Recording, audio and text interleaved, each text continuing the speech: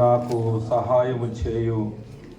దేవుని కరుణాహస్తమును గూర్చియు రాజు నాకు సెలవిచ్చిన మాటలన్నీ నేను వారితో చెప్పితిని. అందుకు వారు, మనము కట్టుటకు పూనుకుందమని చెప్పి ఈ మంచి కార్యము చేయుటకై బలము తెచ్చుకున్నది. చిన్న ప్రార్థన. తండ్రి, మీ కృపా ఏర్పాటు చొప్పున ఉదయకాలం నుండి మీ దాసులను నిలబెట్టి మమ్మల్ని మీరు దర్శిస్తున్న విధానమును మా ఆంతర్యములో మేము గమనిస్తూ ఆనందిస్తూ నేర్చుకొనొచ్చు, మార్చుకొనొచ్చు. మా ఆశను మీ సన్నిధిలో వ్యక్తం చేసుకుంటున్నాం. నీ కృపచేత ఇక్కడ ఏర్పాటు చేయబడిన ఈ ప్రత్యేక సమావేశాలు ఇది ఒక కార్యక్రమంగా చెప్పుకొనదగినవిగా మిగిలిపోకుండా ప్రభు మాలో జరిగిన ఒక కార్యముగా దీన్ని మేము ముందు కాలంలో చూడగలుగుటకు సహాయం చేయమని మేమందరం అదే ప్రార్థన చేస్తున్నాము. కృప చూపండి. క్రీస్తు ప్రభువును బట్టి ప్రార్థించున్నాము తండ్రి, ఆమేన్. ఈ వాక్యం ప్రారంభంలో ఉన్న మాట చాలా ప్రాధాన్యత వహించే మాట. ఇదియుగాక అనేటువంటి మాట. అనగా దీని ముందు నెహెమ్యా ఆయన ఏ విధంగా ఈ ప్రాకారములు కట్టుటకు పూనుకున్నాడో, ప్రేరేపించబడ్డాడో, సిద్ధపరచుకున్నాడో అవన్నీ గాక అనే మాట ఆ మాటలో వ్యక్తమవుతూ ఉంది. ఇవన్నీ గాక అంటే ముందుగా తను ఏ విధంగా సిద్ధపరచుకున్నాడో. కనుక ప్రాకారములు కట్టుటకు ముందు నెహెమ్యా తనను తాను ఎలాగూ సిద్ధపరచుకున్నాడు అనేది ఈ 17వ వచనం పైన మొదటి అధ్యాయం 1వ వచనం నుండి మనం చూచి దానిని క్షుణ్ణంగా అర్థం చేసుకుని మనం అన్వయించుకోవలసిన అవసరం ఎంతైనా ఉంది. కనుక ఆ మాట తర్వాత మరి దేవుని కరుణాహస్తం నాకు తోడుగా ఉంది. అదే సమయంలో రాజు కూడా ఈ పని చేయడానికి నాకు సెలవిచ్చాడు, సహాయాలు నాకు సమకూర్చాడు. కనుక నేను వెళుతున్నాను, మీరు కూడా రండి అని చెబుతున్నాడు. కనుక తను ఈ విషయంలో ఆ ముందు భాగమంతా కూడా ఒంటరిగా ఆయన తాను సిద్ధపరచుకున్న విషయాన్ని మనం చూస్తాము. 2వ అధ్యాయము 12వ వచనములో, రాత్రి యందు నేనును నాతో కూడా నున్న కొందరును లేచితిమి. యెరూషలేమును గూర్చి దేవుడు నా హృదయమందు పుట్టించిన ఆలోచనను నేనెవరితోనైనను చెప్పలేదు. మరియు నేను ఎక్కియున్న పశువు తప్ప మరి ఏ పశువును నా యొద్ద ఉండలేదు. నేను రాత్రి కాలమందు, తరువాత మీరు అనేక సార్లు మనం నేను నేను నేను నేను అనే మాటలు చూస్తాం. ప్రతి వచనంలో కూడా నేను అనే మాటలే మనకు కనిపిస్తాయి. కనుక ప్రాకారములు కట్టాలన్నా, తలుపులు నిలబెట్టాలన్నా, మరి వ్యక్తిగతంగా ప్రతి ఒక్క వ్యక్తిగతంగా ఏ విధంగా సిద్ధపడాలో ఆ విధంగా సిద్ధపడకపోతే అది సాధ్యం కాదు అనేది ఈ నెహెమ్యా చర్యలు ఆరంభించబడినప్పటి నుంచి ఈ మాట అనే వరకు మనం చూస్తాము. దానికి అడిషనల్గా దేవుని యొక్క కరుణాహస్తము తోడుగా దొరకడం, అలాగే రాజు సెలవిచ్చి పంపించడం అనేవి ఉన్నాయి. అలా దేవుని కరుణాహస్తం ఉంది, రాజు కూడా సెలవిచ్చే అవకాశం ఉంది. కానీ తాను సిద్ధపడవలసినంత సిద్ధపడకపోతే మరి ప్రాకారములు కట్టబడవు. మరి ఇక్కడ మనకేమి ధ్వనిస్తుందంటే, మనమందరము వ్యక్తిగతంగా చాలా దగ్గరగా మనం ఒక గీత మన చుట్టూ గీసుకొని నేను ఎలాగుంటే ఆ పని చేయగలను, నేను ఎలాగుంటే మరి సేవ చేయగలను, నేను ఎలాగుంటే నాకు ఇవ్వబడినటువంటి పరిచర్యను నేను చేయగలను అని మనం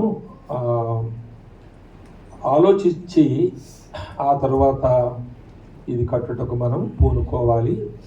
దానికి తర్వాత సహకారులు ఉంటారు, అలాగే సహాయకాలు ఉంటాయి. కనుక ఇది చాలా ప్రాముఖ్యమైన మాటగా నేను చెప్పగోరుతున్నాను నా 2 సమయాల్లో. ఈ మొదటి సమయంలో మనము కట్టుటకు పూనుకొందము రండి అనే మాట కంటే, మనము కట్టుటకు పూనుకొందము రండి అనే మాట కంటే మనలను కట్టుకొనుటకు పూనుకొందమనే మాట ముఖ్యమైనది. మనము కట్టుకొనుటకు పూనుకుందాం ఇదియుగాక అనే మాట ఆ విషయాన్ని మనకు బోధిస్తుంది. అంటే మనము కట్టుకొనుటకు పూనుకోవాలి. నేను కట్టుకున్నాను, మీరు కూడా నాతో ఉండి అది కట్టుటకు పూనుకోవాలి. కనుక అది కట్టుటకు పూనుకునేవాడు ముఖ్యం. ఇక్కడ ఒకవేళ మెటీరియల్ ఉండొచ్చు, ఆ సెలవు ఉండొచ్చు, దేవుని కరుణాహస్తం ఉండొచ్చు, కానీ దాన్ని కట్టేవాడు తనను కట్టుకోకపోతే తాను దేవుని సేవను కట్టలేడు, మరి దేనిని కట్టలేడు అనేది చాలా ప్రాముఖ్యమైన మాటగా ఇక్కడ చూస్తాం. కనుక ఆ మాటను మనము కట్టుకొనుటకు పూనుకొందము రండి అని చెప్పి ఈ మంచి కార్యము మొదటిగా మనం చేయవలసి ఉంది, దానికి మనం బలము తెచ్చుకోవలసి ఉంది అనే మాట. జనరల్గా చాలాసార్లు నేను మాట అంటూ ఉంటాను, సేవకులమైన మనము బాగా బ్రతికితే దేవుని సేవ ఎలాగైనా జరుగుతుంది. సేవకుడా నీవు బాగా బ్రతుకు, దేవుడు నేను ఎలాగైనా వాడుకుంటాడు అనే మాట. కనుక ముందు మనల్ని కట్టుకొనుట. మరొక మాట చూద్దాం. మనం పౌలు గొప్ప దైవజనుడు చెప్పిన మాట కొరింథీయులకు రాసిన మొదటి పత్రికలో 2వ అధ్యాయంలో 3వ అధ్యాయంలో 10వ వచనం. కొరింథీయులకు రాసిన మొదటి పత్రిక 3వ అధ్యాయము 10వ వచనం. దేవుడు నాకు అనుగ్రహించిన కృప చొప్పున నేను నేర్పరి అయిన శిల్పకారుని వలె, నేను నేర్పరిని కాదు, శిల్పకారుణ్ణి కూడా కాదు, కానీ ఒక నేర్పరి అయిన శిల్పకారుడు ఏ విధంగా కడతాడో ఆ విధంగా నన్ను సిద్ధపరచుకున్నాను, పునాది వేయుటకు నన్ను సిద్ధపరచుకున్నాను. నేను నేర్పరిని కాదు, నేను శిల్పకారుణ్ణి కాదు, కానీ నేర్పరి అయిన శిల్పకారుని వలె నన్ను సిద్ధపరచుకున్నాను. నన్ను నేను దానికి తగినట్లుగా సిద్ధపరచుకున్నటకు నన్ను నేను సిద్ధపరచుకున్నాను. ఆ మనస్సు కలిగి ఉన్నాను, ఆ సమర్పణ కలిగి ఉన్నాను. అది చేయడానికి నా ప్రాణమునైనను నేను లెక్క పెట్టని వాడనయ్యాను. ఆ విధంగా తీర్మానం చేసుకున్నాను. కనుక నేను కట్టుటకు పూనుకొనుచున్నాను ఈ పనిని అనే మాట. కనుక దేవుని సేవకులమైన మనము మొదటిగా మనము కట్టబడకపోతే మనం దేనిని కట్టలేము అనే మాట. మరొక మాట, నేను చాలా టూకీగా స్పీడ్గా వెళుతున్నాను. పౌలు తిమోతికి రాస్తూ, ఆ పౌలే తిమోతికి రాస్తూ 2వ పత్రికలో 3వ అధ్యాయంలో ఈ మాట చెప్పాడు. దైవజనుడు సన్నద్ధుడై ప్రతి సత్కార్యమునకు పూర్ణముగా సిద్ధపడి ఉండునట్లు దైవావేశము వలన కలిగిన ప్రతి లేఖనము ఉపదేశించుటకును, ఖండించుటకును, తప్పుదిద్దుటకును, నీతియందు శిక్ష చేయుటకును ప్రయోజనకరమై ఉన్నది. దైవజనుడు సన్నద్ధుడై అనే మాట అనగా దైవజనుడు సన్నద్ధుడవుట, ఇది ఆర్మీ లాంగ్వేజ్, ఇది లేక మిలిటరీ లాంగ్వేజ్. ఇది సన్నద్ధుడు అనేటువంటి మాట అనగా కవచమును ధరించిన వాడు అని. సన్నద్ధుడు అంటే కవచమును తొడుగుకున్నటువంటి వాడు. తాను యుద్ధమునకు సిద్ధపడేవాడు ఏ విధంగా కవచాలు ధరిస్తాడో, ఇక అది ధరించిన తరువాత మరి పౌలు ఇదే తిమోతికి రాసిన 2వ పత్రికలోనే 2వ అధ్యాయంలో ఈ మాట చెప్పాడు కదా, తాను యుద్ధములో ఉన్నప్పుడు తను దండులో చేర్చుకొనిన వారిని సంతోషపెట్టవలనని 2వ అధ్యాయము 4వ వచనం. జీవన వ్యాపారములలో చిక్కుకొనడు. దైవజనుడు సన్నద్ధుడగుట అంటే జీవన వ్యాపారములలో చిక్కుకొనడు అనేటువంటి మాట. ఈ మధ్యలో ఒక ఆయన ఒక సేవకుల కూడికలో మాట్లాడడానికి ఆయన నిలబడి సేవకులను, మీరు సేవకు వెళ్ళిన తర్వాత మీ భార్యలు ఇంటి దగ్గర ఏం చేస్తున్నారు, వారు సేవ విషయంలో ఎటువంటి భారం కలిగి ఉన్నారు, వారు ప్రార్థన చేస్తున్నారా, వారింటి దగ్గర ఉన్నప్పుడు ఎవరైనా వస్తే సేవకుని గురించి వారు వారిని పరామర్శిస్తున్నారా, ప్రేమిస్తున్నారా, వారికి ఆతిథ్యం ఇస్తున్నారా, వారు ఏదైనా సమస్యతో వస్తే వారికి సలహాలు ఇస్తున్నారా, వారిని ఆధ్యాత్మికమైన విషయాల్లో బలపరచడానికి ఏమైనా సమయాన్ని గడుపుతున్నారా అని ఒక సేవకుల మీటింగ్లో బోధ చేసినట్టుగా వేరే ఒక ఆయన నాకు ఫోన్ చేసి చెప్పారు. ఆ సేవకుడు నేను ఎరుగుదును. ఆయనకి ఇంటి దగ్గర ఒక దుకాణం ఉంది. అందులో రకరకాలైనటువంటివి ఏది అక్కడ ప్రాంతానికి అవసరమో పెట్రోల్ కూడా పెట్టాడు ఆ దుకాణంలో. మరి పిల్లలకు చాక్లెట్స్ స్కూల్కి వెళ్ళి వచ్చేవారు కొనుక్కోవడానికి, అలాగే వారికి కావలసినటువంటి ఒకవేళ కూరలకు వంటలకు అవసరమైనవన్నీ కూడా ఆయన అందులో పెట్టాడు. మరి అది రోడ్డు ప్రక్కన పెట్టాడు. ఆయన ఇల్లు రోడ్డు ప్రక్కన ఉంది, దీన్ని ఇంకొంచెం రోడ్డు మీదకు అందరూ కనిపించేలా పెట్టాడు. నేను చూశాను. అయితే నేను ఒకసారి 2 సార్లు అక్కడ ఉన్నప్పుడు ఎవరన్నా వచ్చి హార్న్ కొడితే, బండి మీద వచ్చి హార్న్ కొడితే లేక పిలిస్తే వీళ్ళు ఏ పరిస్థితుల్లో ఉన్నా వెళ్ళి దాన్ని అటెండ్ చేయడం జరుగుతూ ఉంది. మరి ఇంకా ఎన్నో ఉన్నాయి. లోపలికి వెళ్ళి స్టూడెంట్స్ కూడా అవసరమైన పెట్టాడు. జెరాక్స్లు అలాంటివి ఉంటాయి కదండి, అవి కూడా ఏర్పాటు చేశాడు. అయితే నీ భార్య ఏం చేస్తుంది అని ఎవరన్నా ఆయన్ని అడిగితే ఏం చెబుతాడు? నీ భార్య ప్రార్థిస్తుందా, నీ భార్య కౌన్సిలింగ్ చేస్తుందా, నీ భార్య పరామర్శిస్తుందా, సేవకురాలి యొక్క బాధ్యతలు నీ భార్య నిర్వహిస్తుందా అని ప్రసంగం చేశాడని చెప్పారు. కానీ ఆయనకి సొంతంగా ఒక షాప్ ఉంది. వాళ్ళు భోజనం చేస్తున్నా, ఆమె ఒకవేళ భోజనం చేస్తున్నా ఎవరన్నా హార్న్ కొడితే 2 వీలర్ మీద వచ్చి పెట్రోల్ కావాలంటే ఆ ఎంగిలి చేత్తోనే వెళ్ళి వాళ్ళకి ఆ పెట్రోల్ అందించాలి. బాటిల్లో పోసి పెడతారు అమ్మడానికి లాగా, అవి అందించాలి. కనుక మరి ప్రసంగాల్లో మరి చాలా గొప్ప మాటలు చెబుతూ ఉన్నారు, కానీ వారి స్వవిషయాల్లో వారు వెనకబడి కనబడుతూ ఉన్నారు. కనుక తాను కట్టుకోకుండా ప్రసంగాలు చేయొచ్చు. చాలామందిని కట్టడానికి ఆయన మంచి మాటలే చెబుతున్నాడు, మంచి ప్రశ్నలు అడుగుతున్నాడు. ఎవరి భార్య అయినా దైవజనురాలు ఇంటి దగ్గర ఉన్నప్పుడు, సేవకు వెళ్ళినప్పుడు ఆమె నిర్వహించవలసిన బాధ్యతలు చాలా చక్కగా విడమర్చి చెప్పడం బాగుంది. అది న్యాయం కూడా చేయడం, అది నిజమే. ఇది కొంచెం సౌండ్ ఏంటో కష్టపడవలసి వస్తుందండి. కాబట్టి అది న్యాయమే, కానీ ఆయన వ్యక్తిగత జీవితంలో అది కనబడడం లేదు. ఆయన వ్యక్తిగతంగా తన కుటుంబంలో అది జరగడం లేదు అనేది చాలా విచారకరమైన విషయం. నేను చూశాను కనుక ఈ మాటలు మీకు చెప్పగలుగుతున్నాను. కానీ అది విన్నవారిలో ఎవరికి అది తెలియదు కనుక నిజంగా ఆయన భార్య ఎంత గొప్ప సేవ చేస్తూ ఇంటి దగ్గర అని అనుకునేటట్లుగా ఆయన దాన్ని ప్రజెంట్ చేశాడు ఆ విషయాన్ని.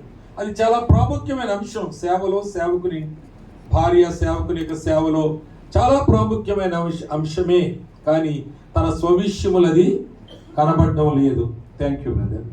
ఆ పరిస్థితుల్లో ఒకవేళ మన జీవితాలు ఉన్నాయేమో, మనం సరిగా కట్టుకోలేకపోతున్నామేమో, ఏదో కట్టడానికి మనము పరుగులు పెడుతున్నామేమో.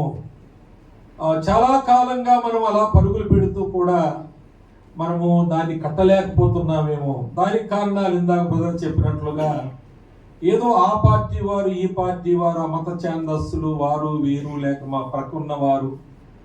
ఒక ఆయన తన బిల్డింగ్కి సౌండ్ ప్రూఫ్ చేయిస్తున్నాడు.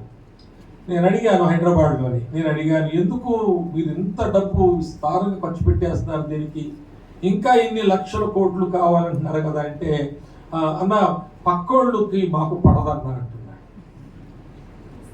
అంటే పక్క వాళ్ళతో సమాధాన పడితే సౌండ్ ప్రూఫ్ అక్కర్లేదు కదా నేనన్నాను.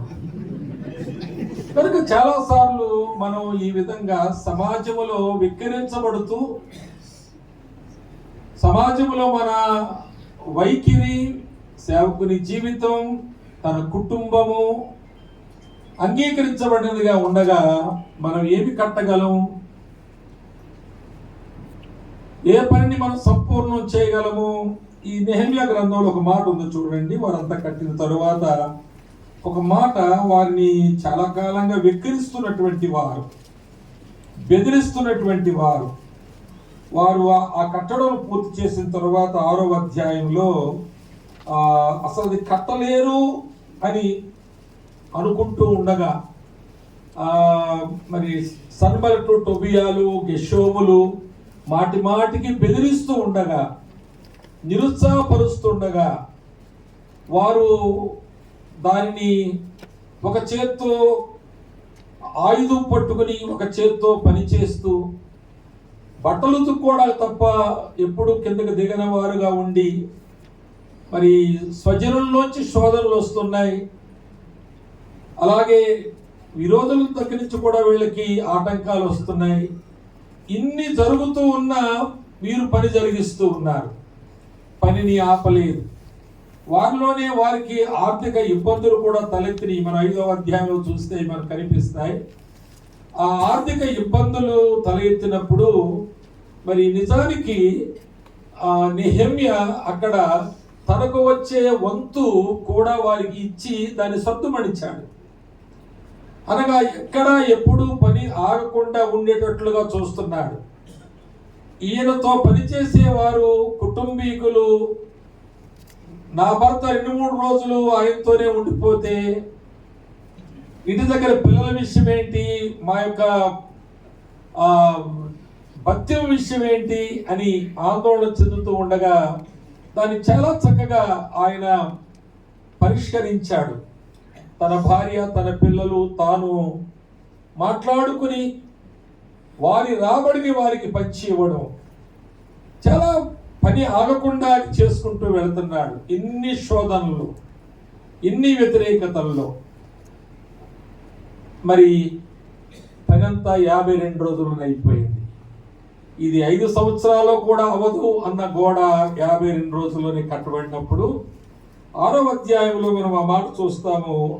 16వ వచనంలో, మా శత్రువులు ఈ సంగతి విన్నప్పుడును మా చుట్టూ నుండి అన్యజనులందరూ జరిగిన పని చూచినప్పుడును వారు బహుగా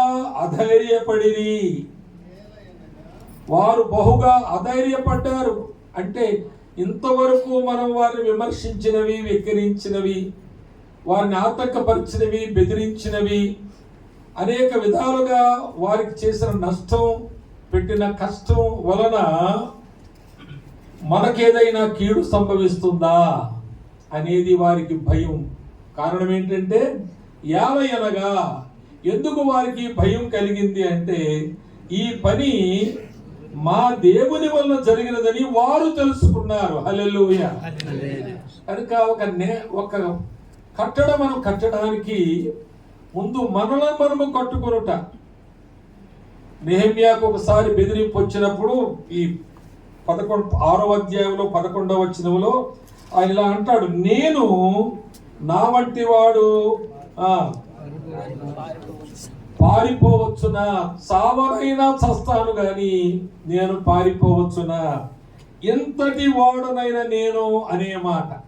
అంటే నేను నా వంటి వాడు అనేదానికి ఒకవేళ నాకు రాజు సపోర్ట్ ఉంది అని అనుకోవచ్చు. కానీ ఇంతటి వాడనైనా అనే మాటలో ఆయన ఎంత ఈ విషయములో ఎదిగాడు, ఈ విషయములో దృఢ నిశ్చయత కలిగి ఉన్నాడు, ఈ విషయంలో ఆయన ప్రాణమైనను పెట్టుటకు సిద్ధపడ్డాడు. ఇంతటి వాడు అనే మాటలు కనుక మనలో అప్పుడెంతున్నామో ఇప్పుడు ఎంతుంటే ఇది మనం కట్టలేము. మనం ఎంతో కొత్త వారమై ఉండాలి, ఎంతో ఎదిగి ఉండాలి. మనం చాలా బలముగా కట్టుకున్నటువంటి సామర్థ్యత కలిగినటువంటి వ్యక్తులముగా మన మీద మనకు విశ్వాసం ఉండాలి. దేవుని కరుణాహస్తము నాకు తోడుగా ఉంది, రాజు యొక్క అండదండలు నాకున్నాయి అని ఆయన వెళ్ళి, నేను రాజు ఇంటిలో గిన్నె అందించేటువంటి ఒక ప్రాముఖ్యమైన స్థానంలో ఉన్న వ్యక్తిని కనుక నా మాట వినండి అని చెప్పడానికి ఆయన వెళ్ళలేదు. ఆయన అంటున్నాడు, మనము ప్రయత్నం చేద్దాము, దేవుడు దాన్ని సఫలం చేస్తాడు. మన యత్నమును దేవుడు సఫలం చేస్తాడు. ఎందుకంటే ఆయన కరుణాహస్తం మనకు తోడుగా ఉంది. ఈ పని ఆయనది, మనము చేతగాని వాళ్ళమే, వాడుకలేని పని ఇది. మనలో ఎవరు దీన్ని చేసేవాళ్ళు లేరు. నువ్వు డాక్టరువు, నీవు గోల్డ్ స్మిత్వు, నువ్వు బిజినెస్ మ్యాన్వి, నీవు ప్రధాన యాజకుడివి. కాబట్టి మనం ఈ పనులు చేయలేకపోవచ్చు, మనకు వాడుక లేకపోవచ్చు. కానీ మన చేతులను బలపరిచే దేవుని కరుణాహస్తము మనకు తోడుగా ఉంది. మనము దేవునికి వచ్చిన ఒక నిందను తీసివేయడానికి వచ్చాం. మనకేమి గడవక రాలేదు. మనం ఇక్కడికి రావడానికి కారణం ఏంటంటే దేవుని నామమును ఒక నింద వచ్చింది. ఆయన నమ్మిన వారెంత అన్నట్లుగా మాట్లాడుతున్న సమాజంలో ఆయన ఎంతో మనం చూపించడానికి మనము కట్టుటకు పూనుకుందామనండి అనగా ఎన్ని మాటలతో వారిని కట్టుకున్నారో మనం చూస్తాం. కనుక నా వంటి వాడు, ఆ తర్వాత ఇంత వాడనైన నేను. కనుక దేవుని సేవలో మనం ఎంత ఎదిగాము. ఇందాక ఒక మాట విన్నాం మనం, దావీదు రాజు యొక్క కవచము, శిరస్త్రాణము, ఆయన కత్తి, డాలు సౌలు ఆయనకు అందిస్తున్నాడు. నువ్వు ఇలాగే ఆ గొలియాతు మీదకి వెళితే వాడు ఒక దెబ్బలో చంపేస్తాడు నిన్ను. చూస్తూ చూస్తూ నీ ప్రాణం పోతూ ఉండగా నువ్వు వెళ్ళిపోతూ ఉన్నావు, నీ ప్రాణం తీసేవాడు ఉండగా. కనుక నా కవచాలు వేసుకో, అలాంటి సమయం వస్తే నువ్వు బ్రతుకుతావు, కాపాడబడతావు అంటున్నాడు. అక్కడ వ్రాయబడలేదు కానీ నాకు వాడుక లేదు అన్నాడు. అంటే ఒక పిరికివాని కవచాలు వేసుకుని గొలియాతు మీదికి యుద్ధానికి నేను వెళ్ళలేను. ఒకవేళ నీ కవచమే, నీ శిరస్త్రాణమే, నీ కత్తే వాడి మీద నాకు విజయం తెచ్చేదై ఉంటే ఇన్ని రోజులు నువ్వెందుకు వెళ్ళలేదు? అలాంటి వాడు వేసుకుని నేను వెళ్ళి విజయం పొంది దేవునికి మహిమ ఎలా తేగలను? నేను ఇలాగే వెళతాను. దేవుని కరుణాహస్తము నాకు తోడుగా ఉంది. ఇశ్రాయేల్ సున్నతి లేని వాడు సున్నతి కలిగిన ఇశ్రాయేలు పైన వాడంత బెదిరింపు మాటలు మాట్లాడుతుంటే నేను ఎలా సహించగలను? అదే నా కవచం, అదే నా శిరస్త్రాణం. వాడి బెదిరింపు మాటలు నేను బెదిరిపోయేవాడిని కాదు. ఈ యుద్ధము నాది కాదు, ఇది యెహోవా కొరకు చేయుచున్న యుద్ధం ఇది. కనుక ఆ యుద్ధం ఆయనదే. కనుక అనేక సార్లు దేవుని సేవకులమైన మనము చివరిగా సాల్మన్ గారు చెబుతున్నారు, చాలా తీవ్రమైన మాట అది, కమర్షియల్ మైండ్. దీనికి నేను ఒక ప్రశ్న సంధించాను పోయినసారి వచ్చినప్పుడే. నీవు సేవకు వచ్చిన తర్వాత నీ ద్వారా సేవ అభివృద్ధి చెందిందా? సేవ ద్వారా నీవు అభివృద్ధి చెందావా? సేవకు వచ్చినప్పుడు తరువాత నీ వలన సేవ ఎంత అభివృద్ధి చెందింది? సేవ ద్వారా నీవెంత అభివృద్ధి చెందావు? అది అదొక అసెస్మెంట్. మనకు తప్పనిసరిగా మనం దాన్ని లెక్కలు వేసుకోవాలి. దాన్ని మనము స్వపరీక్ష చేసుకోవాలి. మనం దాని విషయమై సరైన లెక్క తేల్చి చెప్పాలి. ఆ సిన్సియర్గా హానెస్ట్ అసెస్మెంట్ అనే మాట, ఎక్కడ కల్తీ లేకుండా. ఒకవేళ మనలో ఏదైనా కల్తీ ఉందేమో, మన వైపు పర్వాలేదు అని ఏదైనా ఒకవేళ 99ని ₹1 కలిపి 100 వేసేసామేమో, అది వేరే వాళ్ళకి అసెస్ చేయడానికి అవకాశం ఇస్తే, బ్రదర్ ఇది 99 కదా, 100 ఎందుకు వేస్తారు, ఇది హానెస్ట్ అసెస్మెంట్ కాదు కదా అని మనల్ని అసెస్ చేసే వారికి మన జీవితాలను అప్పగిస్తే మనము కట్టుకోగలుగుతాము, మనం సరిగా నిలబెట్టబడగలుగుతాము. మన మీద ఒక నేరము ఉందని బ్రదర్ గారు చెప్పారు, సాల్మన్ గారు. మరి ఒక మంచి దైవజనుని అనుసరించడం కానీ, అలాగే ఉదయకాలం విన్నటువంటి బైబిల్ స్టడీలో కూడా మనకు రైట్ ఇన్ఫర్మేషన్ రావాలి అని అంటే రైట్ పీపుల్ కావాలి మనకి. మనలాంటి వాళ్ళని పోగేసుకుని మన చుట్టూ తిప్పుకోవడం, వాళ్ళ చుట్టూ మనం తిరగడం కాదు. మేము బాయి అనుకోవడం కాదు. ఎప్పటికీ ఆ ముగ్గురు ఆ నలుగురే ఫోన్లు చేసుకోవడం, వాళ్ళే పట్టుకుని పట్టాలు వేసుకుని తిరగడం. వీళ్ళ మీటింగ్లకి వాళ్ళు వచ్చేస్తారు, వాళ్ళ మీటింగ్లకి వీళ్ళు వెళ్ళిపోతారు. ఈ విధంగా ఎప్పుడూ వాళ్ళే అనగా సన్నాసి రాసుకుంటే బూడిద రాలిందంట. కనుక సన్నాసి సేవకులు సన్నాసులతో తిరుగుతూ ఉంటే చివరికి రాలేది బూడిదే. అలా చాలా మంది సేవకుల సేవ బూడిదే కనబడుతుంది వాళ్ళ సేవలో అని చెప్పుకోవచ్చు. నేను చాలా గొప్ప సేవ చేస్తానని చెప్పడం లేదు, కానీ ఆ విధమైన మనస్సు కలిగి మాత్రమే సేవ చేస్తానని చెప్పగలుగుతాను. ఎవరొక యోగ్యమైన సేవకుడు దొరుకుతాడా, ఆయన అడుగులో అడుగు వేద్దామా అనే ఆశతో, ఎప్పటికీ నీ బుద్ధికి సరిపోయిన వాళ్ళు, నీ వైఖరికి సరిపోయిన వాళ్ళు, నీ మాటతో ఏకీభవించేవాళ్ళు, నువ్వు చెప్పే ఇచ్చకపు మాటలను చెవులు రెక్కరించి వినేవాళ్ళతో నువ్వు తిరుగుతూ ఉంటావు. వారితోనే నీ సమయం గడుపుతూ ఉంటావు. వారినే పిలుచుకుంటా వారి దగ్గరికే వెళుతూ ఉంటావు. నీ సేవ బూడిద పాలు కాకపోతే ఏమవుతుంది? కనుక నీవు కట్టుకోవడానికి, నిన్ను కట్టగలిగిన వారితో నీకు సహవాసం ఉందా? అలాంటి వారితో రోజుకి ఒకసారి అయినా ఎన్నో ఫోన్లు చేసే నీవు ఒక ఫోన్ ఎప్పుడైనా చేయగలుగుతున్నావా, మాట్లాడగలుగుతున్నావా? అలాగే కాకపోతే మనము కట్టుకొనుటకు పూనుకుందామనండి. ఈ కూడికల్లో మనం కట్టుటకు పూనుకొనుట అనే మాట మంచి మాట, కానీ అది నెక్స్ట్ మాట, అది మొదటి మాట అది కాదు. ఇదియునుగాక అనేది చాలా ప్రాముఖ్యమైన మాట. ఏదిగాక ముందు మనం కట్టుకునే విషయంలో రాత్రి భవన్లు కన్నీరు కార్చి ఉపవాసం ఉండి దేవుని సన్నిధిలో కూర్చుని, అంతేకాదు ప్రియులారా, అసలు నెహెమ్యా ఉనికిలోకి ఎలాగొచ్చాడంటే ఆయన గిన్నె అందించేవాడు కాబట్టి ఉనికిలోకి రాలేదు. ఆయన గిన్నె వదిలేశాడు కాబట్టి ఉనికిలోకి వచ్చాడు. ఎందుకంటే నెహెమ్యా ముందు గిన్నె ఎవరు అందించుంటారు, వాడి పేరేంటో చెప్పండి. నెహెమ్యా తర్వాత ఎవరో గిన్నె అందించిన వాళ్ళు ఉంటారు అక్కడ, ఆడి పేరేంటో చెప్పండి. గిన్నె అందించే వాళ్ళని పేర్లు ఇందులో లేవు, గిన్నె వదిలేసినోడు పేరు ఉంది ఇందులో. కనుక మనం చాలా సార్లు ఎందుకు కట్టలేకపోతున్నామంటే మనం ఏదో వదలలేకపోతున్నాం కాబట్టి.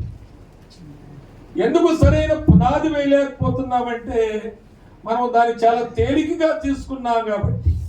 ఆ పునాదిలో సమర్పణే కాదు, ఆ పునాదిలో త్యాగములు ఉండాలి. ఆ పునాదిలో నువ్వెంతో శ్రమానుభవాన్ని, నీ శ్రమలు అందులో ఉండాలి. అలాంటి అనుభవం నీకు లేకపోతే, ఒక మాట పౌలు ఇలా అంటాడు తిమోతికి రాస్తూ, నేను త్రోయలో కర్పునొద్ద ఒక అంగీ ఉంచి వచ్చాను అంటాడు. అంగీ మరిచిపోయి రాలేదు ఆయన, అక్కడ అంగీ ఉంచి వచ్చాడు. అది పాత అంగి. ఆయన పుస్తకాలు ఉన్నాయి, కాగితాలు ఉన్నాయి, చర్మపు పత్రాలు అక్కడ ఉన్నాయి. అవన్నీ ఉంచి వచ్చాను. నేను త్రోయలో కర్పు ఇంటి దగ్గర ఉంచాను. అవి నీకు ఇవ్వాలని ఉంచాను. అవి తీసుకురా, నేను వెళ్ళిపోతున్నాను. ఆ 2వ పత్రికలో రాస్తాడు, నేను పారార్పణగా పోయబడుతున్నాను, నేను వెళ్ళిపోతున్నాను. నేను మంచి పోరాటం పోరాడాను, నా పరుగు నేను తుదముట్టించుకున్నాను. అయితే తిమోతి, దీన్ని కంటిన్యూ చేయాలి. మళ్ళా మైక్ పోయిందండి, ఎందుకు అంటే నేను చాలా నా గుర్తు చించుకుంటున్నాను. నేను మొత్తం అడ్డి పిడి నా మీద తప్పు పెట్టే ఉన్నాను. ఇటు చూస్తున్నాను, అక్కడ ఉన్నావు. నేను వెళ్ళిపోతున్నాను, వినండి జాగ్రత్తగా. నేను వెళ్ళిపోతున్నాను. అయితే నా కొరకు నీతి కిరీటం ఉంచబడి ఉంది, నీకు కూడా నీతి కిరీటం ఉంది. ఏమైందండి? ఇది బాగాలేదప్పుడు.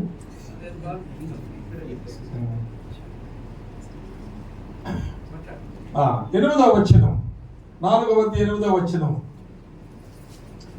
చూడండి. ఆ మాట తిమోతి చెబుతున్నాడు, నాకు నీతి కిరీటం ఉంచబడింది, నా వలె ఆయన ప్రత్యక్షతను అపేక్షిస్తున్న నీకు కూడా నీతి కిరీటం ఉంచబడింది. కనుక నాకు నీతి కిరీటం ఉంచబడ్డానికి కారణమైనటువంటి నా చొక్కా అక్కడ ఉంచి వచ్చాను, అది నీకు ఇవ్వాలని. ఆ చొక్కా మీద నేను ఎన్ని దెబ్బలు తిన్నానో అవి నీకు కనబడతాయి. ఆ చొక్కా చిరిగిపోయిన చొక్కా, మాసిపోయిన చొక్కా, పాత చొక్కా, ముడతలు పడిపోయింది. అది మరలా వేసుకోవడానికి పనికిరాదని పడవేయవలసినటువంటి ఆ చొక్కా నువ్వు తెప్పించు. నేను వెళ్ళిపోతున్నాను, అది నీకు ఇచ్చి వెళ్తాను. దాని మీద ఉన్న రక్తపు మరకలు, ఆ దెబ్బలు, ఆ చినుగులు, చొక్కా తెప్పించు, అది నీ కొరకు ఉంచాను. ప్రియులారా, నేర్పరి అయినటువంటి శిల్పకార్యులు కావాలంటే ఆ చొక్కా వేసుకోవాలంటే ఆ చొక్కా తిమోతి మీద వేసి, ఇక తిమోతి వెళ్ళు, నేను వెళ్ళిపోతున్నాను, వెళ్ళి సేవ చేయి. నేర్పరి అయినటువంటి శిల్పకారులు కావాలి. దేవునికి సంఘం ఒక్కటేనండి ఆయనకున్నది. ఆ సంఘం ఈ లోకంలో ఎంత బలమైన సంఘం అంటే పాతాళ లోక ద్వారములను కదిలించే సాధనం, దేవుని చేతిలో ఒకే ఒక సాధనం ఉంది. ఆ సాధనం దేవునికున్న పాతాళ లోక ద్వారములు కదిలించగలిగిన శక్తి గల ఆ సాధనం నీ చేతికి అప్పగించాడు. దేవుడు తన స్వరక్తం ఇచ్చి సంపాదించినటువంటి సంఘమునకు నిన్ను అధ్యక్షుడుగా చేసి నీ చేతికి అప్పగించాడు. పౌలుకు ఆ మాట ఎప్పుడైతే తెలిసిందో రాత్రి పగళ్ళు 3 సంవత్సరాలు నిద్ర పట్టలేదంట ఆయనకి. 3 సంవత్సరాలు రాత్రి పగళ్ళు నాకు నిద్ర పట్టక నేను ఒక్కొక్కడి దగ్గరికి వెళ్ళి సంఘమును నేను ఒక గుంపుగా చూడలేదు, ఒక్కొక్క వ్యక్తిని చూస్తూ ఆ ఒక వ్యక్తి తప్పనిసరిగా దేవుని రాజ్యమునకు యోగ్యుడిగా ఉన్నాడో లేదని పరీక్షిస్తూ, వారిని నేను హెచ్చరిస్తూ, వారిని క్రమపరుస్తూ, వారిని ప్రోత్సహిస్తూ, వారిని సిద్ధపరుస్తూ ఉన్న పనిలో రాత్రి బౌళ్ళు నాకు నిద్ర పట్టలేదు. ఎప్పుడైతే దేవుడు తన స్వరక్తం ఇచ్చి కొన్న సంఘాన్ని నన్ను దానికి అధ్యక్షుడుగా నన్ను చేయడం ఏంటి, ఆ సంఘమును చెదరగొట్టిన నేను, విశ్వాసులను చంపిన నేను, ఆయన నామమును దూషణ పాలు చేసిన నాకు దాన్ని అప్పగించడం ఏంటి అని తల్లడిల్లిపోయి ఆ సంఘాన్ని కట్టడానికి 3 సంవత్సరాలు రాత్రింబవళ్ళు ఆయనకు నిద్ర లేదని చెబుతున్నాడు ఆయన. తరువాత కొంతకాలం పోయాక మరలా వచ్చి 6 నెలలు ఆ ఎఫెసు సంఘం ఎలా ఉందో మరలా కదలకుండా 6 నెలలు ఉండి ప్రతి వారిని మళ్ళా దర్శిస్తూ ఆయన ఆనందించాడు. ఎవరైనా బలహీనంగా ఉంటే బలపరుస్తూ వచ్చాడు. దానికి కారణం ఏంటంటే ఆ సంఘం నీది కాదు, అది ఆయన స్వరక్తం ఇచ్చి సంపాదించుకున్నాడు, కానీ నీ చేతికి అప్పగించాడు. నమ్మి నువ్వు దాన్ని ఎలా కడుతున్నావు, ఎలా సిద్ధపరుస్తున్నావు. ఇందాక మనం విన్నాము ప్రాకారముల సంగతి, గుమ్మముల సంగతి మనం విన్నాము. ఆ విషయాలు ఒకవేళ రికార్డ్ అయి ఉంటే నేను తర్వాత సేకరించుకుందాం అనుకున్నాను. నేను ఫాలో అవ్వలేకపోయాను కొంతవరకు. ఆ ముగింపు మాటలు నిజముగా ఆ గుమ్మములు అన్నదానికి ఒకవేళ 5-6 గుమ్మాలు మనకు చూపించబడ్డాయి. వాటి అర్థాలు కూడా చెప్పబడ్డాయి. వెతుక్కుంటే దొరుకుతాయి మనకు, కానీ ఇందులోనే ఉన్నాయి కాబట్టి. కానీ ఆ వాయిస్ ఒకసారి మనం వినడం మంచిదేమో. ఎలా కడుతున్నాం మనం ఇక్కడ మళ్ళా చూద్దాం. చూడండి, ఈ తిమోతి రాసిన 2వ పత్రికలో దైవజనుడు సన్నద్ధుడై అని అన్నాడే, దానికి ముందు ఆశ్చర్యం ఏంటంటే బైబిల్ గ్రంథంలో వినండి జాగ్రత్తగా. బైబిల్ గ్రంథంలో బహుశా నా లెక్క కాకపోవచ్చు కానీ 64 సార్లు దైవజనుడు అనే మాట మనం చూడగలం. మోషేను గూర్చి, దావీదును గూర్చి, సమూయేలును గూర్చి, ఆ తర్వాత ఏలియాను గూర్చి, ఎలీషాను గూర్చి. అక్కడ ఒక దైవజనుడని ఆయనకి ఎక్కువసార్లు రాస్తుంది, ఎక్కువసార్లు ఎలీషా గురించి రాయబడి ఉంది. కనుక మొత్తానికి 64 సార్లు దైవజనుడని ఉంటే అందులో 63 సార్లు పాత నిబంధనలో మనం చూస్తాము. క్రొత్త నిబంధనలో ఒక వ్యక్తిని దైవజనుడు అన్నట్టుగా మనం చూస్తాం. లేక పాత నిబంధనలో కొందరిని దైవజనులని పేరుతో ప్రకటించడం చూస్తాం. క్రొత్త నిబంధనలో ఒకే ఒక వ్యక్తిని సంబోధించడం చూస్తాం. ఆ వ్యక్తి పేరు తిమోతి. కనుక తిమోతి ఆయన నేర్పరి అయిన శిల్పకారుడగు పౌలుతో ఉన్న కాలం బహుశా 20-22 సంవత్సరాలు ఉండొచ్చేమో ఆయనతోటి. ఆ కాలంలో ఆయన కూడా ఒక నేర్పరి అయిన శిల్పకారిగా మార్చబడ్డాడు. కనుక ఇక మీదట నేను వెడలిపోయిన తర్వాత ఈ పరిచయను కొనసాగించే సామర్థ్యత, యోగ్యత, అలాగే సమర్పణ, సిద్ధపాటు, నేను ఏ అనుభవాలు గుండా వెళ్ళానో అనుభవాలు తనకు సంభవించిన వాటి గుండా తాను విజయవంతంగా పోయేటువంటి వ్యక్తిగా పౌలు తాను చూచి దైవజనుడా అని ఆయన సంబోధించాడు. సంబోధించి వెంటనే చూడండి, మొదటి పత్రికలో 6వ అధ్యాయం 11వ వచనంలో దైవజనుడా నీవైతే వీటిని విసర్జించు అంటాడు. అనగా ఆ యొక్క కమర్షియల్ మైండ్, ఆ ముందంతా కూడా కమర్షియల్ మైండ్ ఉంది. 6వ అధ్యాయంలో ఆ మాటలు చూస్తాం మనం. అనగా డబ్బు, ధనాపేక్ష 6:10లో ధనాపేక్ష అనే మాట చూస్తాం. దాని ముందు ధనవంతులొకటకు అపేక్షించు వారు శోధనలో పడతారు, ఉరిలో పడతారు, హాని జరుగుతుంది, నష్టములో, నాశనములో వాళ్ళు ముంచివేయబడతారు. ఈ కమర్షియల్ మైండ్ కలిగినటువంటి సేవకులు ఎందరో ఇలాంటి అనుభవాలు గుండా వెళ్ళారు, వెళతారు తప్పకుండా అని చెప్పడిన తర్వాత ధనాపేక్ష అనేటువంటి మాటకు ఒకవేళ మనం మత్తయి సువార్తలో కొండమీది ప్రసంగంలో 6వ అధ్యాయంలో 24వ వచనంలో చెప్పడినట్లుగా సిరికి దాసులమై ఉండుట, దేవునికి సిరికి కలిపి మనం దాసులము కాలేము. దేవుని సేవ చేయుటకు కారణము మనము సిరి కొరకే అయితే మనము దేవుని సేవకు చాలా గొప్ప ద్రోహులము.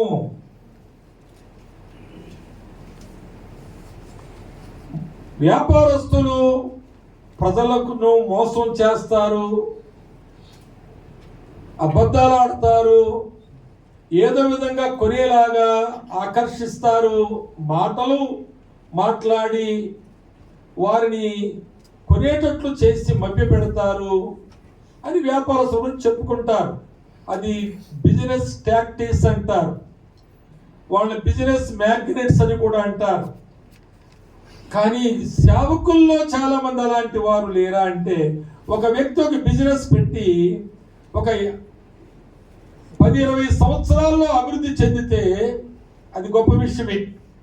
కానీ సేవకుడు సేవ ప్రారంభించి 2-3 సంవత్సరాల్లోనే ఎంతో అభివృద్ధి చెందిన వాళ్ళని చూస్తున్నాము. ఏమీ లేనివాడు ఎన్నో కలిగిన వాడుగా చూడగలుగుతున్నాం మనం.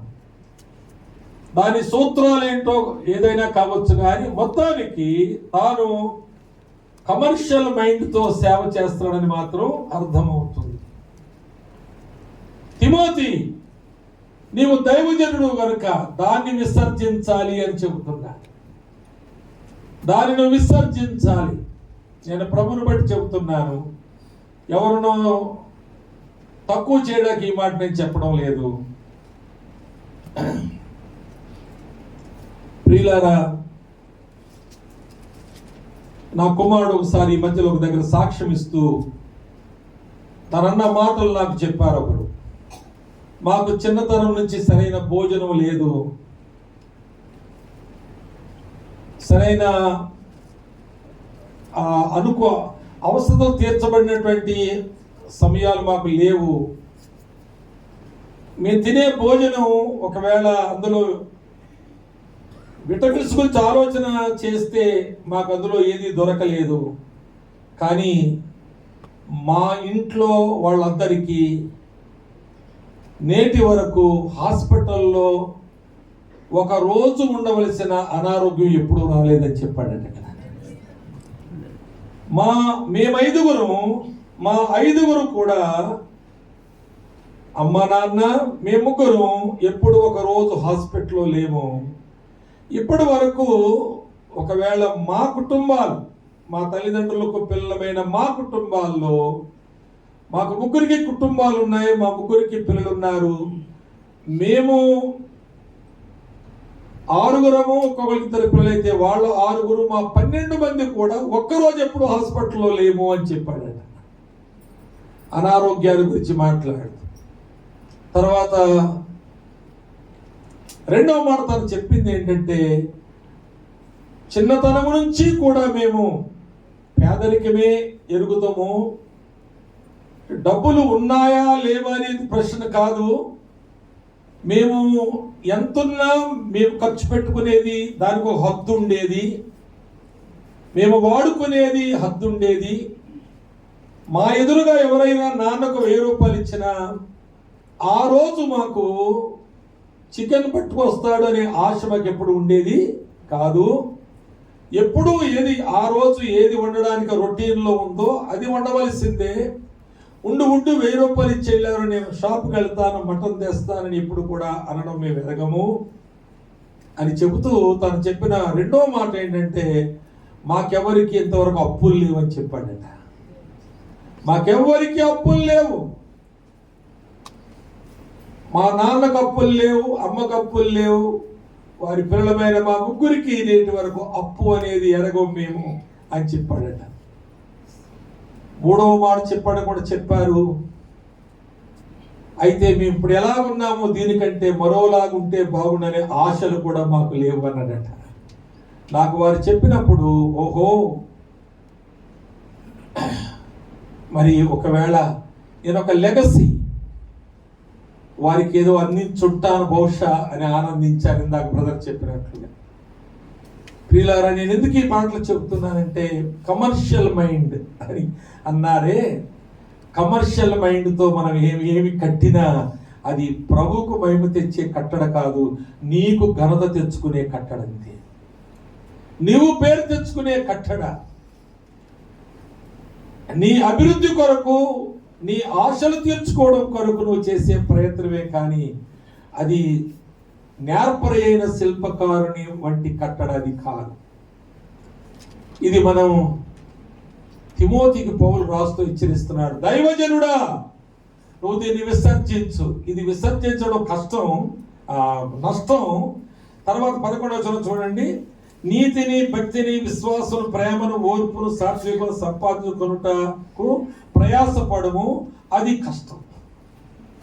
ఇది డబ్బును విసర్జించడం ఏమో నష్టం, ఇవి సంపాదించుకోవడం ఏమో కష్టం.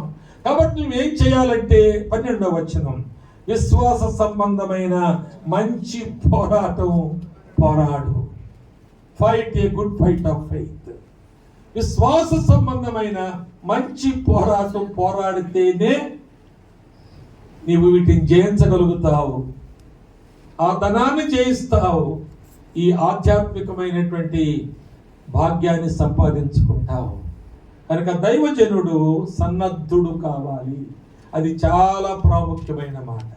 తరువాత ముగింపులో దైవజనుడు సన్నద్ధుడై ప్రతి సత్కార్యమునకు పూర్ణముగా సిద్ధపడి ఉండునట్లు. ప్రతి సత్కార్యమునకు అంటే అర్థం ఏంటి? నీ వలన ఇతరులకు ఎటువంటి ఏ మేలు కలిగే అవకాశం ఉన్నా అది కలుగునట్లుగా, అది వారికి అందించున్నట్లుగా నువ్వు సిద్ధంగా ఉండడు. నీ వలన ఇతరులకు ఏదైనా మేలు కలిగే అవకాశం ఉంటే నీవు దానికి సిద్ధంగా ఉండాలి. కనుక మనము కట్టుకొనుటకు పూనుకోవాలి. ముందు మనం కట్టుకోనుటకు పూనుకోకపోతే మనం ఏం కట్టలేము. మనం ఏది కట్టినా అంటే ఉదాహరణకు ఒక స్లాబ్ వేసేటప్పుడు కింద సపోర్టింగ్ పోల్ ఒకటి ఉంటుంది, ఓ కర్ర, ఓ పైప్ ఏదో సపోర్టింగ్ ఉంటుంది. ఈ కర్ర తుప్పు పట్టింది అనుకోండి, ఈ పైపు తుప్పు పట్టింది అనుకోండి, స్లాబ్ వేయడానికి పెట్టినటువంటి పైపు తుప్పు పట్టింది అనుకోండి, మనం అన్ని అయిన తర్వాత అంతా మెటీరియల్ పైకి ఎక్కించిన తర్వాత అది కూలిపోవచ్చు. కనుక మన పని కొయ్యకాలు కర్రగడ్డి వలె కాల్చబడుతుంది. ఎందుకంటే పరీక్షించేది అగ్ని కనుక. పరీక్షించే అగ్నిలో కల్తీ ఉండదు, నిప్పులో కల్తీ ఉండదు, అది కాలుస్తుంది అంతే. ఆ నిప్పులో రాయితీలు ఉండవు, లేక అందులో పడి తప్పించుకునే చెత్త ఏది ఉండదు, అది కాలిపోవలసిందే. కనుక నీ పరిచర్య, నా పరిచర్య, మనము కట్టుకొనకుండా చేసే పరిచర్య ఏదైనా అది కాల్చివేయబడేది. కాబట్టి మనం ప్రతి సత్కార్యం, దేవుని సేవకుడు ఇతరులు తనకేం చేస్తున్నారు,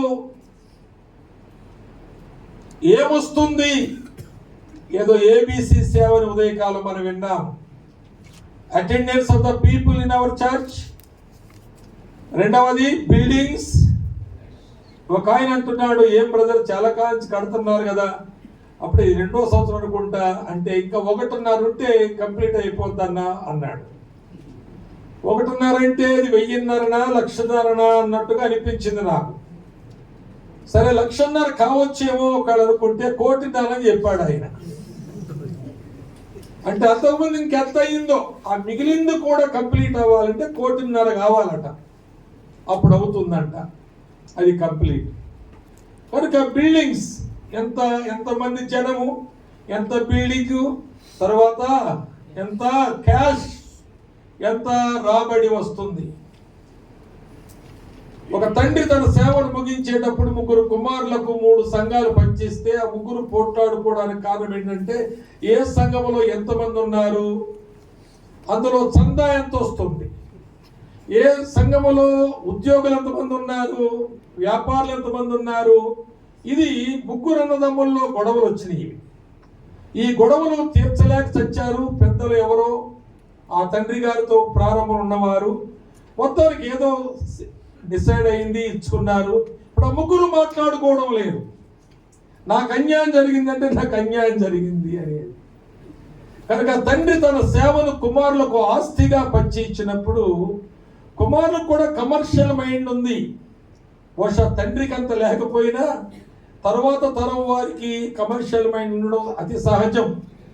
ఎందుకంటే షోకులు తండ్రికి లేకపోవచ్చు, వీరికి కావాలి, వీరి పిల్లలకు కూడా కావాలి. ఒక అబ్బాయి తన ఫ్రెండ్తో ఇంటికి వచ్చాడు, 10th క్లాస్లోనూ 9th క్లాస్లోనూ అనుకుంటా జరిగింది. నిజముగా జరిగిన విషయం చెబుతున్నాను. ఇంటికి వచ్చినప్పుడు వాళ్ళ ఇంటి ముందు ఒక మారుతి కారు, అది అవుట్డేటెడ్ కారు, ఇప్పుడు ప్రొడక్షన్ లేదు, అమ్మకాలు ఏమి లేవు, కొత్త కారు. ఓ పాత కారు ఇంటి ముందు ఉంది. ఉంటే ఆ పిల్లవాడు వెళ్తూ ఒరే మీకు కారు ఉందన్నావు, ఇదేనా ఈ డొక్కు కారేనా అన్నాడట. వాడు ఈ కుర్రోడు ఇంటికి వెళ్ళిపోయినట్లున్నాడు. తర్వాత వీడు మూతి ముడుచుకుని కూర్చున్నాడు. భోంచేయమంటే చేయడం లేదు. ఏంటి సంగతి అంటే, ఈరోజు మా ఫ్రెండ్ నన్ను ఇన్సల్ట్ చేశాడు. ఏంటంటే డొక్కు కారు అన్నాడు. అప్పుడు ఇక ఆమె భర్తను పట్టుకుంది. వాడు అన్నం తింటలేదండి, నిద్రపోతా లేదండి, డొక్కు కారు అన్నాడంట ఫ్రెండ్. ఎందుకండి మీ వెనకాల వచ్చిన పాస్టర్ కూడా కొనుక్కుంటే కారు చూశారు కదా, అదే పట్టుకుని మీరు తిప్పుతారండి. దాన్ని అమ్మేసి లేక ట్రూ వాల్యూలు ఇచ్చేసి డౌన్ పేమెంట్ కట్టేసి ఇన్స్టాల్మెంట్ కట్టుకుందామండి, ఇక పెద్ద కారు కొత్త కారు తీసుకురండి ఆడు ఏడుతున్నాడు. వాడు ఫ్రెండ్ దగ్గర వాడు పరువు పోయిందంట. ఇప్పుడు దీన్ని నమ్ముతాడు, డౌన్ పేమెంట్ ఇస్తాడు, సరే ఇన్స్టాల్మెంట్ ఎవరు కట్టాలి? అప్పుడు ఇక చందాలకి మీరు టిక్కు మని వేయొద్దు, శబ్దం లేని వేయండి. ఇలాంటి అరుపులు అరిచి ఆ కమర్షియల్ మైండ్తో సేవ చేయాలి.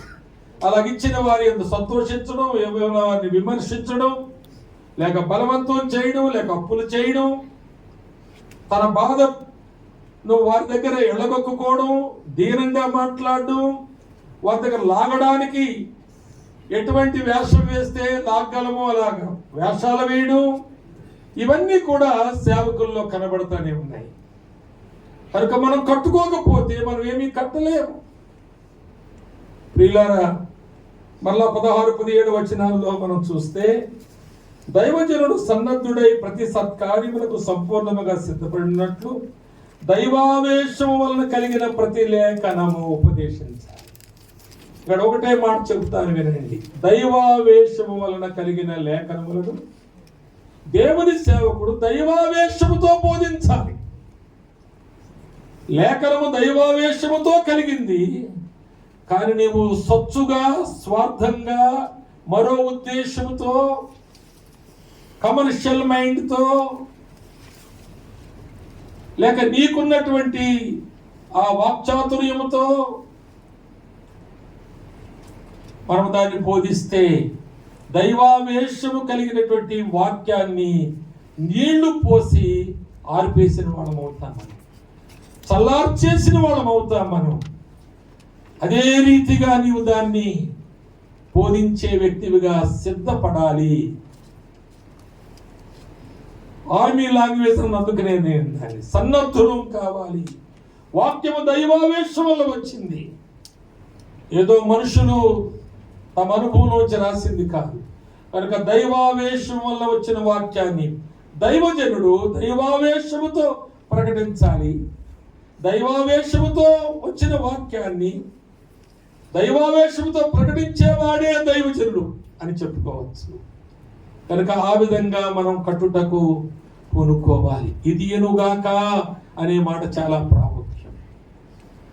మొదటి అధ్యాయం 1వ వచనం నుండి 2వ అధ్యాయం 17వ వచనం వరకు వచ్చే వరకు ఆయన ఎన్నో చేసి చేసి చేసి చేసి ఎంతో సిద్ధపడి ఒక డిటర్మినేషన్తో, ఒక దృఢ నిశ్చయంతో ఆయన సేవలో అడుగు పెట్టి ఆ ఫోర్స్ అక్కడ చూపిస్తూ ఉన్నాడు. ఇదిగాక నాకు దేవుని కరుణాహస్తం తోడుగా ఉంది, రాజు కూడా నాకు కొన్ని అనుమతులు ఇచ్చాడు, తన సహకారం కూడా ఉంది. Come let us be together, కలిసి కడదామనండి మనం. ఎంత గొప్ప విషయం అండి. నేను ఒక మాట చెప్తాను వినండి. ఒక దైవజనుడు సంఘములో అలాంటి వాడైతే సంఘములో ఎందరో ఆ దైవావేశము కలిగి పనిచేసేవారు అవుతారు. ఎందరో ప్రభు కార్యాలు కట్టడానికి లేస్తారు. ప్రియులారా, అలాంటి స్థితి నీలో నాకు లేకపోతే, చల్లారిపోయిన వారమైతే, చల్లార్చేసే వారమైతే, పాత నిబంధనలో ఒక మాట చెప్తారండి. సమూయేలు గ్రంథంలో ఇప్పుడు ఈ మాట నాకు బాగా ఇష్టమైన మాట. 9వ అధ్యాయం 1 గ్రంథంలో 6వ వచనం. సమూయేలు మొదటి గ్రంథం 9:6లో, ఇదిగో ఈ పట్టణంలో దైవజనుడు ఒకడున్నాడు. How great! ఎంత గొప్ప విషయం అండి. ఒక దైవజనుడు ఉన్నాడు. ఎరుగుదాం ఆ దైవజనుడిని. ఆ క్రింద మీరు చూస్తే 11వ వచనములో, వారు దైవజనుడు ఊరికి ఎక్కిపోవచ్చుండగా నీళ్లు చేదుకొనుటకై వచ్చిన కన్యకలు తమకు కనబడినప్పుడు, ఇక్కడ దీర్ఘదర్శకుడున్నాడా అని అడిగిరి. అందుకు వారు, ఇదిగో అతడు మీ ఎదుటనే ఉన్నాడు, త్వరగా పండి కలుసుకోండి. ఈ దినముననే అతడు ఈ ఊరికి వచ్చెను. నేడు ఉన్నత స్థలమునందు జనులకు బలి జరుగును గనుక ఊరిలోనికి మీరు పోయిన క్షణమందే అతడు భోజనము చేయుటకు ఉన్నతమైన స్థలమునకు వెళ్ళక మునిపే మీరు అతన్ని కనుగొందురు. అతడు రాక మునుపు జనులు భోజనము చేయరు.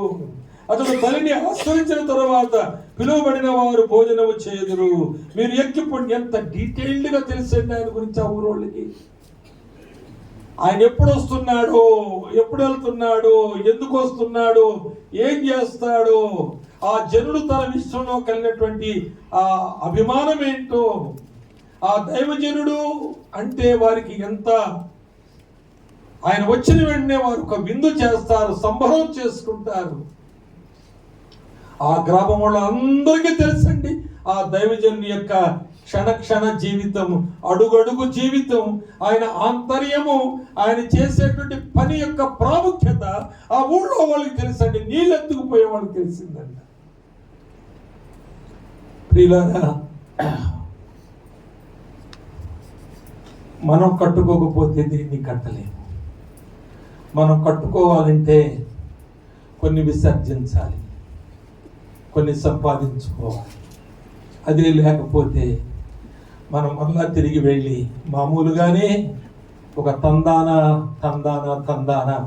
అన్నట్లుగానే మన సేవలో సాగిపోతాం. ఈ కూడికి పెట్టినప్పుడు నేను బ్రదర్లో రిక్వెస్ట్ చేశాను, బ్రదర్ నాకు ఏదన్నా 1-2 సార్లు ఏదైనా సంఘంతో మాట్లాడి పెట్టండి సేవకులకు, నేను చెప్పున్నాను కదా. మళ్ళా నేను కనపడితే మళ్ళా ఎంబరాసింగ్గా ఉంటుందేమో నాకు వాళ్ళకు కూడా అంటే బ్రదర్ ఒక మాట వేశారు. నాకు చెప్పారు, సరే అన్నా నేను చూసుకుంటానులే అన్నారు. ఇలా చూశాను. నన్ను ఏం చూశానంటే పోస్ట్ మ్యాన్ పాతోడే గారి ఉత్తరం కొత్తది. ప్రభు మనం దర్శించి కూడికల్లో మనం కట్టుకునే ఉద్దేశం. నేను బాగానే ఉన్నాను, కట్టబడడం గట్టిగా ఉన్నానంటే తుప్పు పట్టింది. ఇది బాగానే ఉంది కదా, తుప్పు పట్టింది. ఆ బరువు పడ్డాక దీని సంగతి తెలుస్తుంది. మనం సపోర్ట్స్ పెట్టాం, అన్ని బిగించాం, పైన బరువు పడ్డాక అది కూలిపోయి ఎంతో నష్టాన్ని తెస్తుంది. కనుక మనం చేసే పని వెలగల రాళ్ళు, వెండి, బంగారం వంటిదైతే దాని మీద అగ్ని పడినప్పుడు అది మరి ఎక్కువ స్వచ్ఛంగా తయారవుతుంది, మనకి మెప్పు, మహిమ, ఘనత తెస్తుంది. స్వభావం మార్చబడాలి. అలాగే ఉదయకాలం చాలా సీరియస్ అనిపించింది నాకు. నీకు రైట్ ఇన్ఫర్మేషన్ రావాలంటే రైట్ పీపుల్ కావాలి. నీకు నీ సహవాసం ఎవరితో చేస్తున్నావు, ఎవరితో నీ సంబంధం, నీ సమయాన్ని ఎవరితో గడుపుతున్నావు, శ్రేష్టమైన వారిని వెతుక్కో. వాళ్ళు ఎక్కడున్నారో దొరకబట్టుకో. వాళ్ళు దొరికినప్పుడు వారిని వెంబడించుట్లో వెనకబడకు. అలాంటి వారితో సంబంధాన్ని పెంచుకో. అలాంటి వారితో సంభాషణ చేస్తూ ఉండు. అలాంటి వారిని నీవు నీ మెంటారుగా, నీ యొక్క మాదిరి, నువ్వు ఉన్నతమైన పరిచయం చేయడానికి వారి సలహాదారులుగా నువ్వు ఉంచుకుంటే నీకు క్షేమం. అది అమ్మో ఆయన దగ్గరికి వెళ్తే అలాగంటాడు, ఈయన దగ్గరికి పోతే సంఖ్య నవ్వుతూ జోకులు వేస్తాడు. అవును, అలాగనే వాడి దగ్గరికి వెళ్ళండి. ఇందాక సాల్మన్ గారు చెప్తుంటే ఇంత బహిరంగ చెప్పేస్తారు ఈయన, మీరందరూ ఇక్కడ వచ్చి బోధలంటారు కానీ మమ్మల్ని పిలవరంటూ అంటే ఆయనకి పని లేక ఎవరో పిలవక. అది ఇందాక ఏం మాట్లాడండి, ఆయన ఒక విధంగా హ్యూమిలియేట్ చేయడం అన్నారు. ఏం మాట్లాడారండి? మానసికమైనటువంటి క్షోభ పెడుతున్నారు. ఏంటిది మన బ్రదర్స్, ఆయన పిలిచారేంటి, మన బాంబేలు జోక ఆయన పిలిచారు నన్ను. పిలిస్తే అన్నా మీరు చాలా కాలం క్రితం వచ్చారు, మళ్ళీ రాలేదు, అబ్బో మీ గురించి మేము అందరం చెప్పుకున్నాం, అది ఇది ఇది అదే అదే అన్న. అన్న తర్వాత సరే మంచిది, మీ డీటెయిల్స్ పంపించండి, ఫ్లైట్ టికెట్ బుక్ చేయడానికి దేనికి వస్తా దానికి వస్తా అన్నీ అన్నారు. అన్నీ అయిపోయిన తర్వాత నన్ను క్యాన్సిల్ చేశారు. ఒక బ్రదర్ 7 శాతం పని చేశాడు. ఏంటంటే క్షమించాలి, క్షమించండి మా వాడు ఇలా చేసి అస్సలు మనసు ఇరిగిపోయిందండి. కమిటీలో ఉండదు అన్నట్టు. ఏం జరిగిందంటే మరి పేరు చెప్పానా, మీ సెలవు తీసుకుని పేరు చెప్పాదా చెబుదా? వద్దులేండి, చెప్పనులేండి. అంటే ఆయన కాదు, వాళ్ళు ఎవరు పిలుస్తున్నారు ఆయన పేరు. నన్ను కాదు వాళ్ళు పిలిచేవాళ్ళ పేరు. నిజంగా చాలా బాధ అయింది నాకు చెప్పిన ఆయన అన్నాను, పోనీ ఎవరన్నా లేదండి ఇక వాళ్ళు వదిలేయండి వాళ్ళ కర్మ ఆడదండి, అలాంటి వాళ్ళు పిలుస్తున్నారు. కనుక మరి గాబ్రియల్ స్వామి అన్నమాట నిజమే. ఒక సత్యవాక్యమును ముక్కు పట్టుకుని పిండి చెప్పేవారిని పిలుస్తావా నువ్వు? నిన్ను పొగిడేవారిని పిలుస్తావు, నీకు వంత పాడేవారిని పిలుస్తావు. కనుక అందుకే మనం కట్టబడక ఈ సపోర్టే తుప్పు పట్టుంది. ఇంక నువ్వు ఎవరొచ్చి ఎంత నేర్పరి అయినటువంటి ఇంజనీర్ వచ్చి స్లాబ్ వేసిన సపోర్ట్ సరిగ్గా లేదు, నీ బతుకు సరిగ్గా లేదు. నీ యొక్క నియమ నిబంధనలు, నీ దైనందిక జీవితం, నీ వైఖరి. సమూయేలు ఒక దైవజనుడు, మా ఊరు వస్తాడు, ఈ పని చేస్తాడు, జనుడిలా ఉంటారు ఆయనతో. నిజంగా గ్రేట్ మ్యాన్, దీర్ఘదర్శి ఆయన దైవజనుడు. కనుక సమూయేలు ఎంత తన కట్టుకున్నాడో అంతగా తాను అనేకులకు ఆశీర్వాదకరమయ్యాడు. దేవుడి మాటల చేత మన కట్టి పిలపరచుగాక. ఏంటి చెప్పండి, మన థీమ్ ఏంటి? మనం కట్టుకొనుటకు కోరుకుంటున్నాడు. థ్యాంక్ యూ అనండి.